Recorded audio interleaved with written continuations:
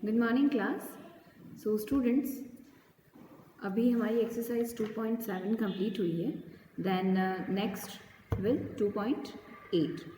Now today we are going to solve exercise 2.8। इससे पहले बेटा 2.7 में या फिर इसके पहले की एक्सरसाइज में हमने जो पढ़ा है, तो जो क्वेश्चंस हैं हमारे, या तो उसमें सिर्फ प्लस करना है या तो उसमें सिर्फ ऐड करना है। अब जो हम क्वेश्चंस देखेंगे आगे, उसी एक क्वेश्चन में आपको प्लस भी करना होगा और माइनस भी करना होगा। In the sense they are mixed question, वो आपके क्वेश्चन मिक्सड हैं। एक ही क्वेश्चन में आपको ऐड भी करना है और माइनस भी करना है। Okay, so let's see, take out page number first of all 32, page number 32. Look here at page number 32. Example 16 को पहले समझते हैं, फिर 2.8 स्टार्ट करेंगे। प्राइस ऑफ अ कार, एक कार है, ठीक है। Price of a car in the year 2008 was ₹4,59,645, यानी कि 2008 में किसी कार का प्राइस इतने रुपीज़ था। It's price in the year 2009 was increased, यानी कि बढ़ गया, ठीक है। 2008 में इतने 4 लाख समथिंग था और इंक्रीज्ड यानी कि बढ़ गया। कितना 2001 साल में कितना बढ़ गया बेटा? 64,795 रुपीज़ इंक्रीज हो गया। But it's price in the year 2010 was reduced, but 2010 में वापस से कम हो गया, फिर से कम हो गया। कितने रुपीज़? बाय रुपी 45,608, इतने रुपए वो कम हो गया। Find price of the car in the year 2010, तो 2010 में वो कार कितने में आपको मिलेगी, ठीक है। 8 में इतना था, फिर वो बढ़ा उसका प्राइस इतना, फिर कम हो गया इतना। तो जो एक्चुअल प्राइस है वो तो एज इट इज़ है, ठीक है, जो 2008 का था। अभी क्या करेंगे हम, जो प्राइस बढ़ा हुआ है वो और जो प्राइस कम हुआ है वो, इन दोनों को हम क्या करेंगे, चलो आगे देखते हैं कि क्या करेंगे। Let's see, price of the car in the year 8, ये हमको पता है कि इतना है। प्राइस 2009 में कितना हो गया बेटा? 2009 में इतने तो थे ही सही, 4,59,000 ये तो था ही सही, लेकिन कितना बढ़ गया? इतने रुपीज़ और बढ़ गया, यानी कि 64,795 और बढ़ गया तो इसमें क्या होगा? ऐड हो जाएगा, ठीक है। देन टोटल अमाउंट कितना हो गया? 9 में 2009 में हमको वो कार कितने में मिलेगी?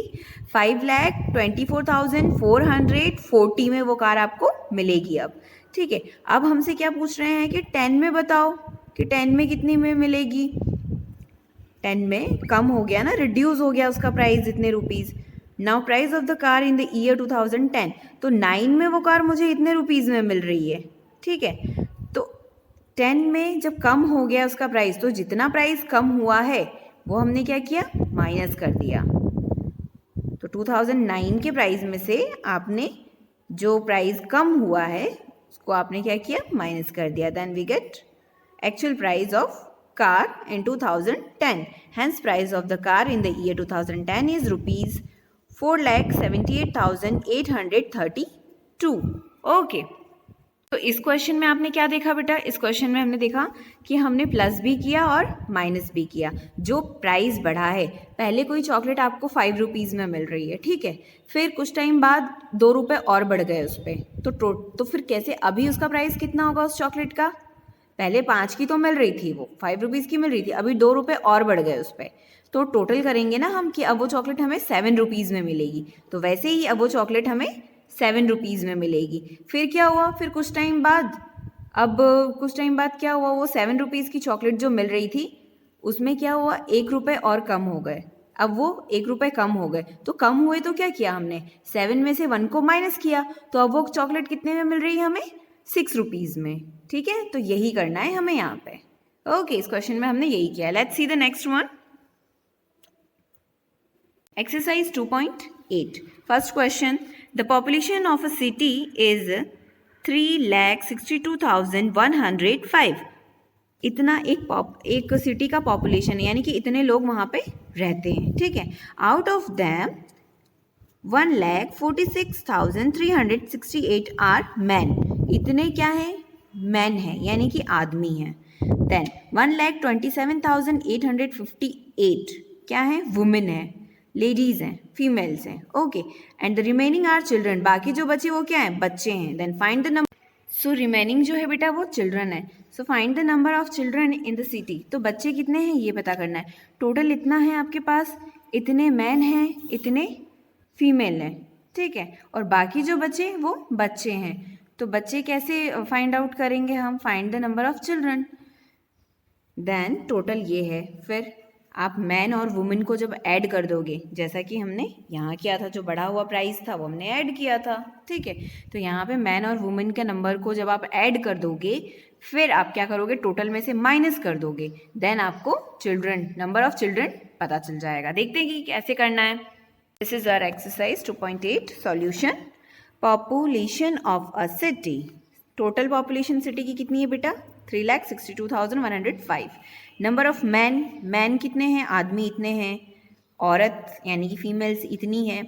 Then number of man and women, इन दोनों को जब हमने ऐड कर दिया, प्लस कर दिया, ठीक है, प्लस कर दिया. Then now number of children. तो अब नंबर ऑफ चिल्ड्रन पता चल जाएगा हमें कि टोटल, इस टोटल नंबर में कौन कौन है बेटा? टोटल नंबर में आदमी है, औरत है और बच्चे हैं. मेन, फीमेल और चिल्ड्रन, इस नंबर में तीनों हैं, ठीक है. जिसमें से एक तो ये दिया हुआ है, एक ये दिया हुआ है. अब तीसरा फाइंड आउट करना है मुझे. तीसरा यानी कि स्टूडेंट, चिल्ड्रन निकालने हैं इसमें से. तो नंबर क्या क्या करेंगे हम? मैन और वुमेन को ऐड कर देंगे और इस टोटल में से क्या करेंगे? माइनस कर देंगे. तो हमें नंबर ऑफ चिल्ड्रन पता चल जाएगा. नाउ नंबर ऑफ चिल्ड्रन, इतने में से इतना हमने माइनस किया. देन 10 इतना children are there in the city. अब आपको यहाँ पर माइनस करना है. ऐसा मैडम ने ब्लैंक छोड़ दिया है तो इसका मतलब ये नहीं कि आप इसमें सॉल्व नहीं करोगे. ये आपको बेटा सॉल्व करने के लिए ब्लैंक है, ठीक है. तो ये आपको सॉल्व करना है. तो कितना आंसर आएगा?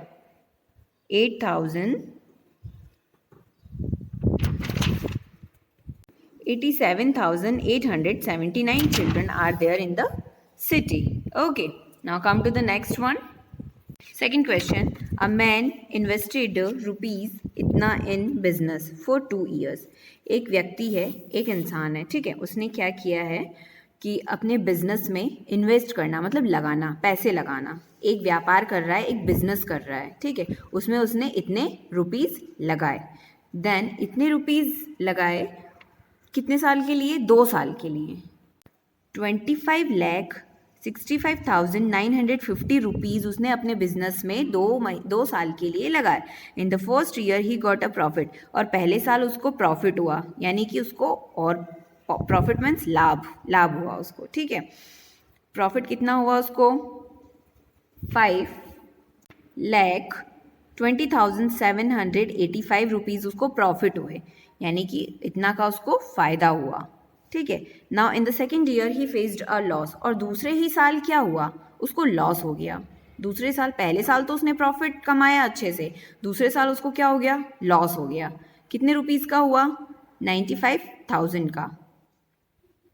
Then find the net amount he will get at the end of second year. तो फाइनली अब बताओ कि उसको कितना अमाउंट उसको मिला.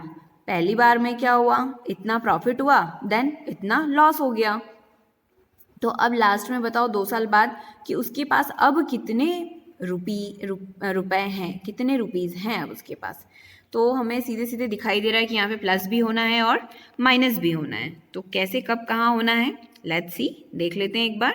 क्वेश्चन आई होप आपको अच्छे से समझ में आ गया होगा. हियर टोटल अमाउंट कितना है बेटा हमारे पास? 25,65,950. ये टोटल अमाउंट है.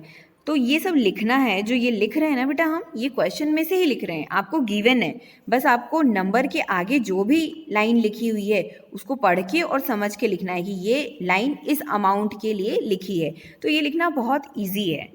Total amount invested in business, ये मैंने क्वेश्चन में से ही लिखी है, ये लाइन कहीं से मन से नहीं लिखी है, ठीक है. तो टोटल बिजनेस में इतने रुपीस इन्वेस्ट हो रहे हैं. नाउ अब profit in the first year, profit हुआ था ना उसको पहले, कितने का हुआ था उसको? 5,20,785 का प्रॉफिट हुआ था. फिर उसके बाद क्या हुआ था? लॉस हुआ था. Loss in the second year of rupees कितने का हुआ? 95,000 का उसको लॉस हुआ.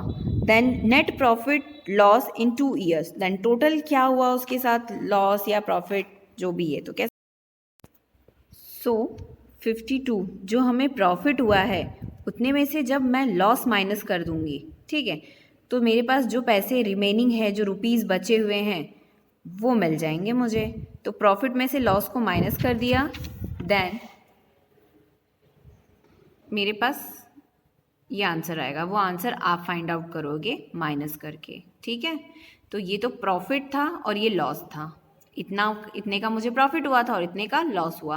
देन प्रॉफिट में से मैंने लॉस को माइनस कर दिया, तो एग्जैक्ट मेरे पास जो रुपीज़ है अब वो मेरे पास मुझे पता चल जाएगा कि कितने रुपीज़ मेरे पास अब बचे हुए हैं, ठीक है। तो the net amount he will get at the end of second year. तो अब उसे कितना रुपी सेकेंड ईयर यानी कि 2 साल बाद, 2 साल के लिए उसने बिजनेस में पैसे लगाए थे, तो अब उसे पता चल जाएगा कि 2 साल के बाद उसको कितना मिलेगा। इतना तो प्रॉफिट हुआ था उसको, फिर इतना नुकसान हो गया, तो यहाँ पे जो अमाउंट आएगा वो अमाउंट उसके पास है, उसको वो अमाउंट मिला है। तो टोटल क्या करेंगे हम, जितना हमने बिजनेस में स्टार्टिंग में लगाया था वो, और अब जो मेरे पास बचे हुए रुपीज़ हैं वो दोनों को ऐड करेंगे, तो इतना अमाउंट अब उसके पास उसको मिलेगा।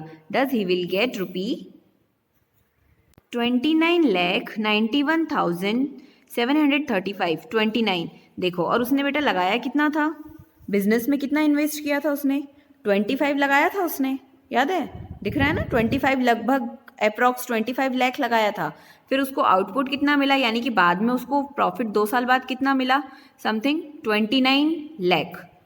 तो उसको प्रॉफिट हुआ, नुकसान तो हुआ उसको 95,000 का, लेकिन उस प्रॉफिट में से हमने लॉस को माइनस किया, तो एग्जैक्ट जो अमाउंट उसके पास है वो हमें पता चल गया। फिर वो अमाउंट और जो पहले से ही उसने बिजनेस में लगाया था वो अमाउंट दोनों ऐड किया, तो अब उसके पास कितने हैं, कितने रुपीज़ हैं, अब उसके पास 29,91,735 eight the end of second year. तो 2 साल के बाद अब उसके पास इतने रुपए बचे हैं। ओके, तो आई थिंक आपको समझ में आया होगा, और नहीं आया होगा तो एक बार और वीडियो को देखिएगा, आपको समझ में आ जाएगा। So in next video, bye and take care and complete your work till here. Okay. Thank you.